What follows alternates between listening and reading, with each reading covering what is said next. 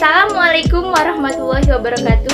Halo semua, perkenalkan nama saya Putri Amanda Anjeni dari SMA Negeri 2 Unggul Kayu kelas 11 MIPA 4. Di sini saya akan memaparkan hasil resensi saya, yaitu novel dari karya Andrea Hirata yang berjudul Laskar Pelangi. Selamat menyaksikan.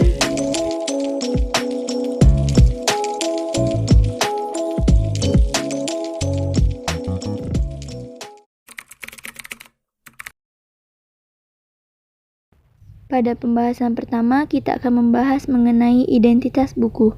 Judul buku berjudul Laskar Pelangi, penulis Andrea Hirata, penerbit Bentang Pustaka Yogyakarta, terbitan pertama 2005, jumlah halaman 529, dan ISBN 9793062-797.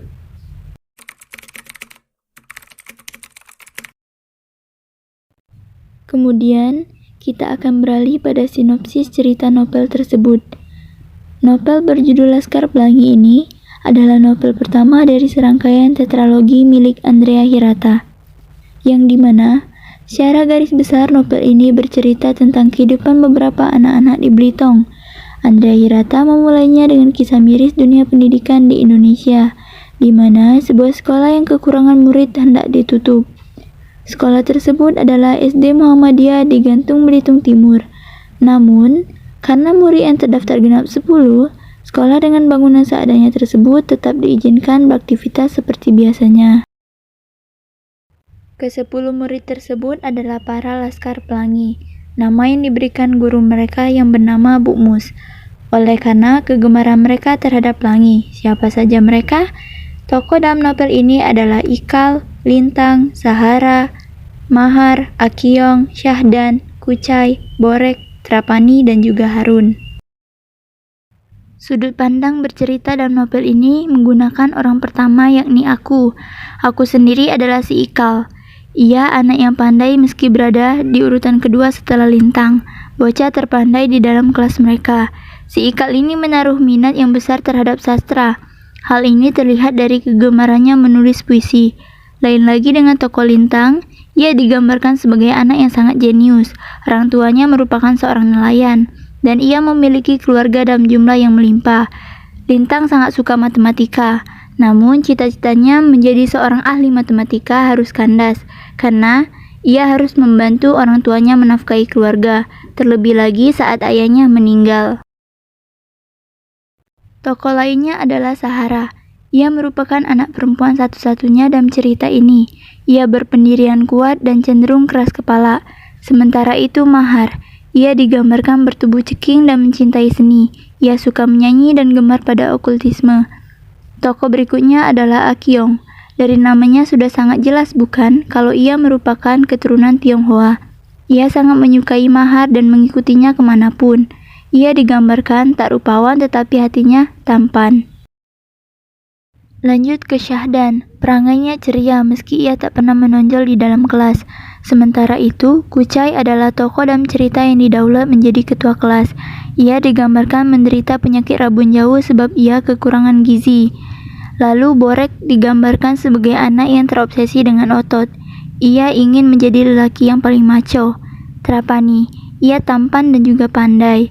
Ia lengket dengan sang ibu. Terakhir Harun, ia sangat istimewa sebab ia berbeda dengan anak-anak lainnya. Ia mengalami keterbelakangan mental, namun menurut beberapa orang, tokoh Harun ini digambarkan dengan cukup manis sehingga banyak yang jatuh hati padanya. Novel Laskar Pelangi berkisah perjuangan hidup ke-10 anak ini menghidupkan cita-cita di antara kehidupan mereka yang berat. Ada dinamika di dalamnya, manis meski berat, kisah khas anak-anak yang memandang dunia dengan ambisi yang sederhana.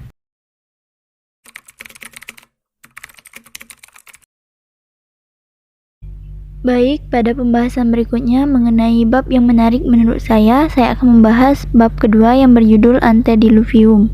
Pada bab kedua ini secara umum menceritakan tentang Lintang, seorang anak kecil yang berasal dari sebuah desa di pinggir laut yang harus menempuh perjalanan yang jauh untuk menikmati pendidikan. Lintang akan sebangku dengan Ikal.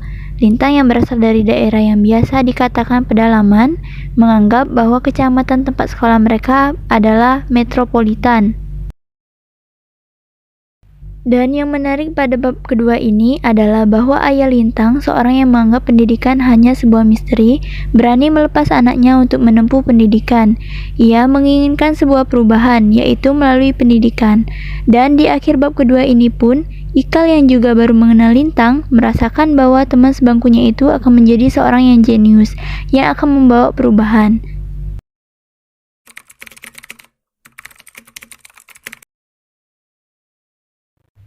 Baik, selanjutnya kita akan membahas mengenai kelebihan dari buku novel tersebut. Yang pertama, cara penyampaian bahasa tulis yang begitu khas dan menarik. Kemudian, di dalam novel Laskar Pelangi ini banyak memuat pesan positif, diantaranya ketekunan, ketabahan, sikap pantang menyerah, keberanian untuk bermimpi dan memperjuangkannya, serta yang lainnya. Dan yang terakhir, adanya kritik sosial terhadap pemerintah, di mana ketidakmerataan pembangunan di daerah serta absennya pemerintah dalam perkembangan dunia pendidikan khususnya di daerah terpencil.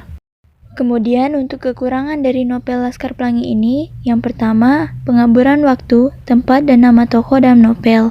Padahal novel ini digadang-gadang diadaptasi dari pengalaman masa kecil penulis, yang berarti kisah di dalamnya merupakan sebuah fakta. Dan yang kedua, penggunaan berbagai istilah yang jarang dijumpai oleh pembaca, sehingga akan sangat sukar untuk dimengerti dan dipahami. Dan yang terakhir, ending cerita yang membingungkan dan cenderung menggantung.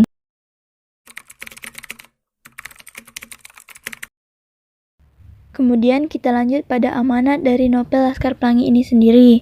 Berdasarkan kisah dari novel Laskar Pelangi, tentunya banyak sekali pelajaran yang dapat kita ambil dan diterapkan di kehidupan sehari-hari. Di antaranya kita harus bersyukur akan pemberian Tuhan, menghargai pentingnya hidup ini, tidak mudah menyerah dan berusaha sebisa mungkin apabila menginginkan sesuatu.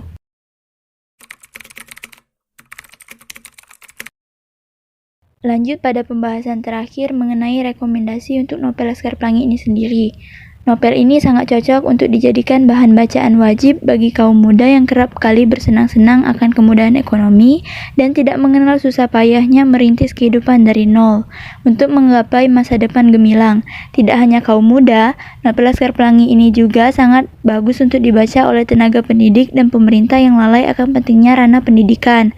Karena di dalam novel ini terdapat banyak pesan positif, di antaranya pentingnya untuk menekuni pendidikan sekolah, mempunyai moral agama yang kuat, tabah, bersyukur, dan lainnya.